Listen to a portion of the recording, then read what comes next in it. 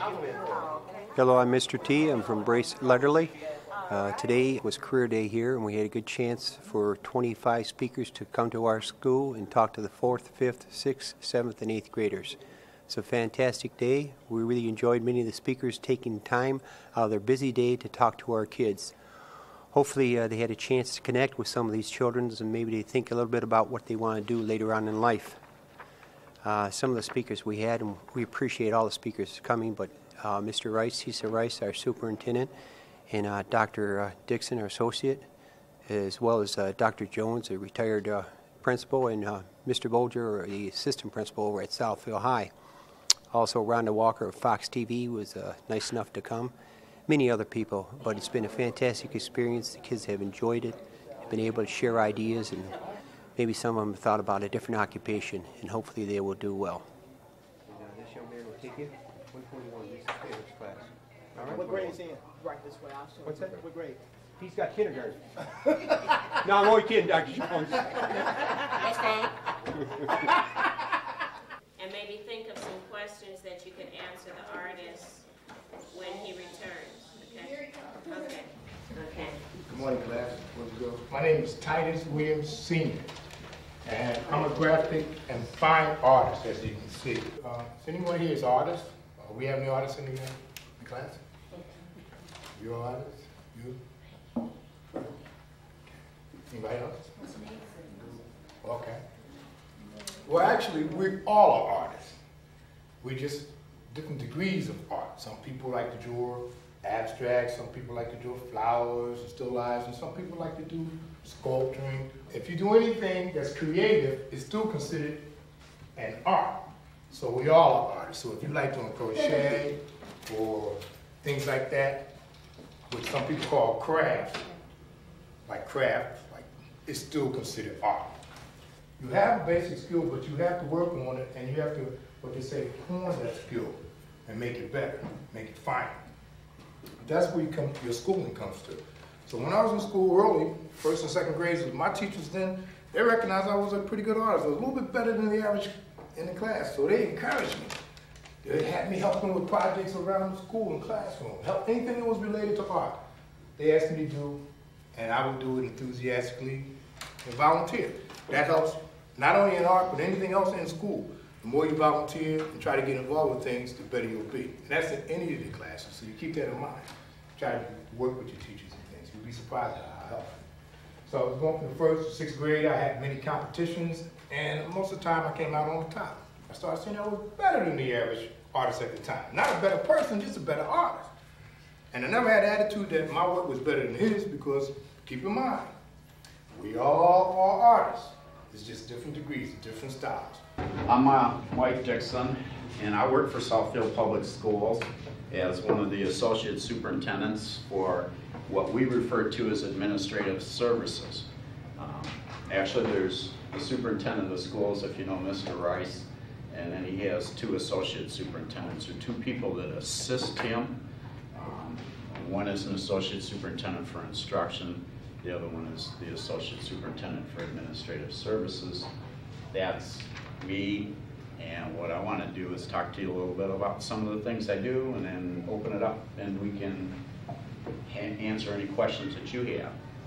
A little bit about my job, and then a little bit about my background and how I got to where I was. First of all, some of my responsibilities with the district covers what are called the accounting, finance, and budget. I handle all the money for the school district, which I'm responsible to make sure that the employees that work here, Mrs. Jackson, get paid, that the custodians in the building get paid, that the principal gets paid, and anybody else that works within the organization. I'm also responsible for making sure that you have a desk to sit on, that you've got books to read, that you've got light in the building, that you've got heat in the building, that there's clean floors, that you've got food at lunchtime, and that you get a ride to school if you need a ride to school on a school bus. One more time. Why do they call me Spudd? When I was very young, my grandfather said I had a potato head. And so that's the reason why they call me Spudd, because my grandfather had a potato head, and that's who I've been all my life. From my principals to my teachers to my pastor at church, everybody that I grew up with in my neighborhood has called me Spudd. This is how radio works. Radio works through advertising. If there is an advertiser that, let me see, where y'all shop at?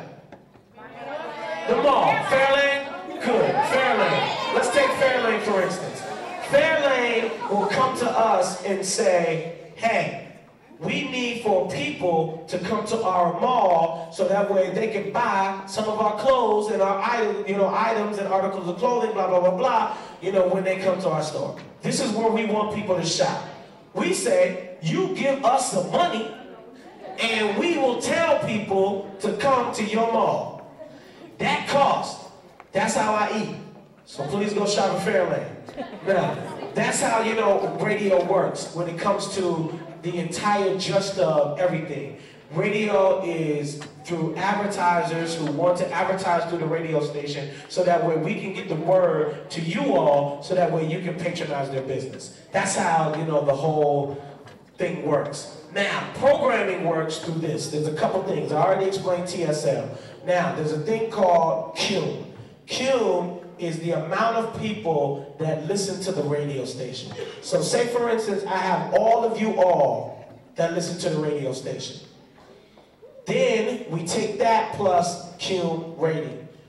Q rating is that how many of you all listen to the radio station for 5 minutes. If you listen to the radio station for 5 minutes, I get credit for it for 15.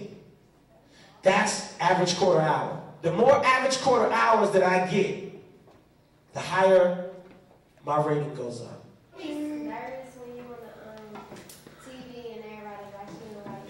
When I graduated from college in 1991, which was like 11 years ago, I had a dream of being in TV, and I couldn't find a job. Nobody wanted to hire me to do the traffic when I was 20 years old. And I tried to find jobs in TV and I just couldn't find one. So I wound up, no one would hire me. So I wound up doing different jobs. I worked in sales.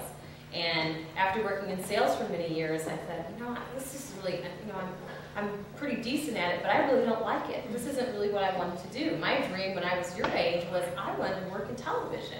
So I said, well, maybe I need to do that because I'm really unhappy with what my job is. And so I decided to figure out how I could have a job in television. And since I didn't have any experience as a journalist or a writer, nobody wanted to hire me in Detroit, but this is where I live. And so I started doing other things because I liked acting and I liked theater and stuff like that, and I liked doing things in front of people. And so I decided, well, what about doing commercials? So I actually was a person in some commercials, or what about the radio ads that you hear, where you hear someone saying, Garden White's having a sale today, you can come down and get 30% off a new couch, So that was my voice. That was my voice. I used to do commercials on the radio and on television, and I also did auto shows. Have you guys ever been to the auto show? Yeah. So I used to be the lady that would stand and talk about the cars. And so when it started out, I was a little bit nervous. The first time I ever had to stand up at an auto show and talk about the cars in front of all these people staring at me like you're staring at me, I was very nervous and I was terrible. I started talking because I had to memorize then what I was going to say. I started talking and then I completely forgot. So I said, hi, you're looking at this, what's your favorite car? BMW. BMW. Cheer. Okay, I'm going to say it's a BMW. So this beautiful black BMW, it has power windows and... Thanks for stopping by the BMW. People in Southfield called me and said, would you please come and apply for a job in Southfield? So I did. And I became an assistant principal at Southfield Lathrop High School. And I worked there for 1.5 years. And then I became principal of Levy Middle School. And I worked at Levy Middle School for 4 years. And then I moved to what we call our central office. That's the office where all the top administrative officers work. and I became a human resource specialist. That is, I became the person who hired and sometimes begrudgingly had to fire people.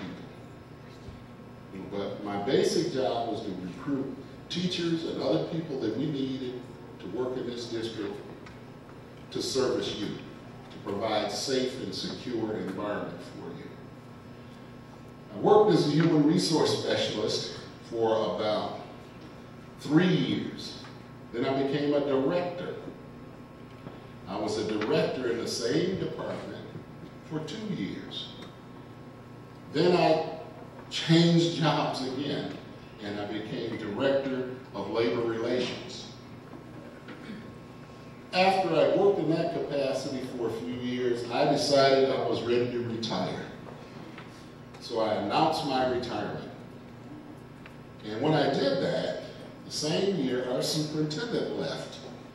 So the board members wanted to look for a superintendent. They went all over the country looking for a superintendent. And in the meantime, I was like a substitute teacher, okay? But I was a substitute superintendent. And I started that position in January. And the Board of Education could not find the candidate that they wanted.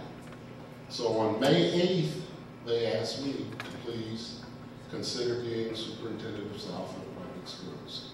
And that was May 8th, 2001. So I said, yes, I would do that to give you time to go out and look again. Well, they decided that they didn't want to look anymore. So here I am for 2 more years. And it's a pleasure, because I know that I'm serving you. And I know that you will make me proud.